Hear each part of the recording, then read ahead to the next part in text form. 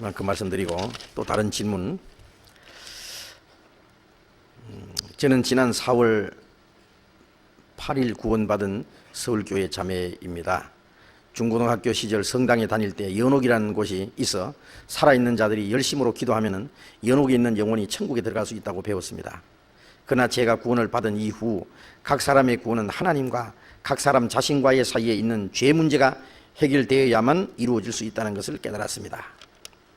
결국 연옥이라는 곳은 없다고 생각하고 있는데 베드로전서 3장 19절 20절 말씀과 4장 6절 말씀을 읽고는 의문이 생겨 질문을 드립니다. 이 구절에 대해 말씀해 주시면 감사하겠습니다. 자, 그러면 이 천주교에서 말하는 그 연옥이라는 것, 물론 여기 말씀한 대로 연옥은 없습니다. 연옥이라는 것은 천국과 지옥 사이에 또 한 곳이 있다 이렇게 가르치는 것인데, 그래서 사람이 죽으면 연옥에 간다고요. 근데 살아있는 가족들이 연옥에 있는 자기 부모나 뭐 남편이나 뭐 자기 가족들을 위해서 기도를 하고 돈을 많이 바치고 공을 들이면 그 연옥에 있던 그 영혼이 천국으로 올라간다. 이제 그렇게 해서 옛날 속죄권도 면죄부도 거기서 팔았잖아요. 면죄부를 연옥에 있는 자기 부모를 위해서 이제 면죄부를 사면은 연옥에 있는 그 남편이나 부모가 천국에 간다 이제 그런 말 하는데, 그건 정말 그 터무니없는 얘기죠. 거기가 마귀가 지어낸 그 교리입니다. 그 면죄부를 팔아가지고 베드로 성당을 지었다 그래요. 자, 그런데 물론 연옥이라는 곳은 없는데, 그런데 연옥이 있는 것처럼 이제 기록된 말씀이 있거든요. 아마 이런 것을 근거해서 그런 교리를 만들어냈는지 모르겠습니다. 베드로전서 이제 3장 19절 보겠습니다. 베드로전서 3장 19절. 제가 또한 영으로 옥에 있는 영들에게 전파하시니라. 그들은 전에 노아의 날 방주 예비할 동안 하나님이 오래 참고 기다리실 때에 순종치 아니하던 자들이라. 방주에서 물로 말미암아 구원 얻은 자가 몇 명뿐이니 겨우 8명이라. 자, 제가 예수님을 가르치죠. 예수님이 십자가에 죽으시고 3일 동안 무덤에 계실 때 그 예수님의 영이 어디 가셨느냐? 옥에 있는 영들에게 전파하셨다 그랬어요. 네? 그리고 4장 5절에 보면은 4장 6절에 보면은 이를 위하여 죽은 자들에게도 복음이 전파되었으니 이는 육체로는 사람처럼 심판을 받으나 영으로는 하나님처럼 살게 하려 함이니라. 이를 위하여 죽은 자들에게도 복음이 전파되었으니, 죽은 자들에게 어떻게 복음이 전파됩니까? 그런데 이게 옥에 있는 영들에게 전파했다는 이 말씀하고 죽은 자들에게 복음이 전파되었다는 같은 말씀입니다. 그런데 이 죽은 자들이 이렇게 이제 복음이 전파됐는데, 이 사람들이 육체로는 사람처럼 심판을 받으나 영으로는 하나님처럼 살게 하려 함이라. 그러기 위해서 이제 죽은 자들에게 복음이 전파됐다. 이런 성경은 뭐라고 하느냐면 난해절이라고 해서 덮어놓습니다. 이거 참 해석하기 어려운 구절이다 하고 되게 이거 억지로 해석해 보려 안 되거든요. 그러면 이게 연옥을 가르치느냐, 연옥에 있는 사람들이 복음을 다시 들을 수 있는 기회가 있느냐? 물론 그것도 아닙니다. 이 말씀은 이 옥에 있는 영들은 물론 그 옥은 어떤 일정한 장소예요. 그런데 이 사람들은 아무 시대에 해당되는 사람들이 아니고 이게 설명이 나와 있어요. 이 옥에 있는 영들은 누구냐 하면은 전에 노아의 날 방주 예배할 동안 방주를 준비하는 기간이 하나님이 물로 세상을 심판하기로 결정하고 홍수를 내릴 때까지가 120년이라 그랬어요. 그 방주 예배할 동안 하나님이 오래 참고 기다리실 때에 그때 이 노아가 방주만 만든 것이 아니라 그 의를 전파했다 그랬어요. 아마 심판을 증거했을 거예요. 너희들은 죄를 짓지 말고 하나님께 돌아오라. 하나님 물로 심판할 것이라.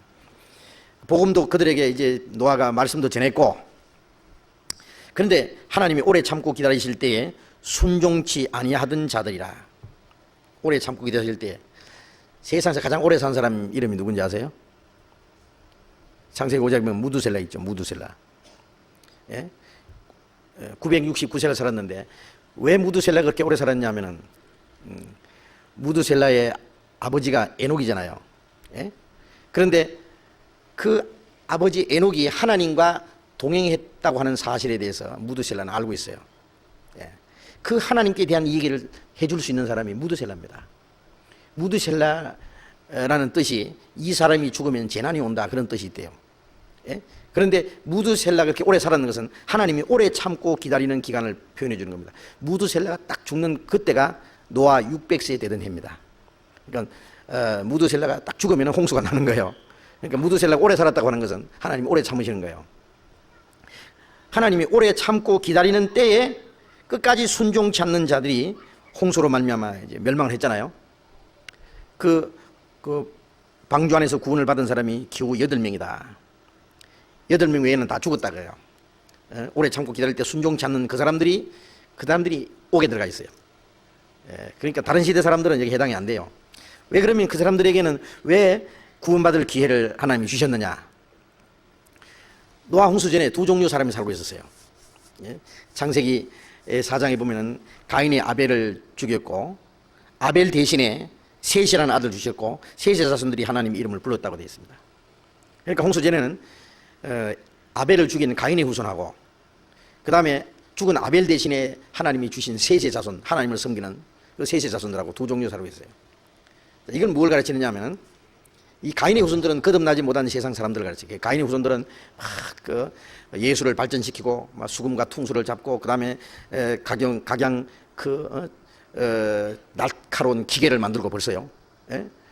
벌써 쇠로서 말이죠. 뭐 날카로운 기계를 만들고 막 그들은 벌써 첩을 얻고 벌써 막 방탕하고 막 사람을 죽이고 이 가인의 후손들은 문명을 발전시키고 예수를 발전시키고 그다음 동시에 죄도 발전하고 막 이렇게 살고 있어요. 이것이 이제 구원받지 못한 세상 사람들을 대표하는 겁니다. 그 다음에 셋의 자손들은 뭘 다른 거 특별한 거 했다는 말 없이 그들은 하나님의 이름을 불렀더라. 그것이 뭐냐면은 죽은 아벨 대신에 주신 셋의 후손들은 예수님이 죽으심으로써 대신 받은 생명을 받은 거듭난 성도들의 모형입니다. 이 두 종류가 홍수 전에 살고 있었어요. 그런데 창세기 6장에 보면은 이 셋의 후손과 가인 후손이고만 섞였어요.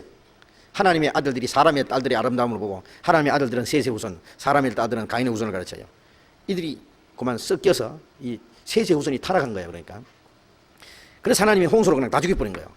가인의 후손도 죽고 셋의 후손도 죽었는데 가인의 후손은 육신도 죽고 영혼은 지옥 갔고 셋의 후손은 영혼이 구원받은 사람인데 육신적으로 올바로 살지 못했기 때문에 하나님 육신을 죽인 거예요.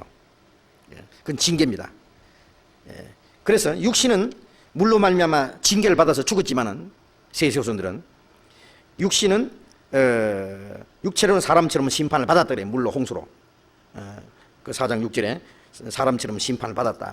그러나 영으로는 구원받은 사람은 육신은 징계를 받아서 죽기까지 해도 영혼은 멸망하지 않는다는 거 아시죠? 영은 주 예수의 날에 구원받도록. 그래서 노아 홍수 때 죽은 셋의 후손들이 그 옥에서 예수님이 오실 때까지 기다린 거예요. 예수님 오셔서 십자가 죽어서 구원을 완성하신 이후에 그 셋의 후손들, 노아 홍수 때 죽은 셋의 후손들 그들에게 주님이 구원을 완성하셨다는 사실을 전한 거예요. 그래서 그 셋의 후손들이 구원을 받게 된 겁니다. 다른 시대 사람들은 이게 해당 안 돼요. 연옥이 아닙니다. 그러니까 그런 말씀입니다.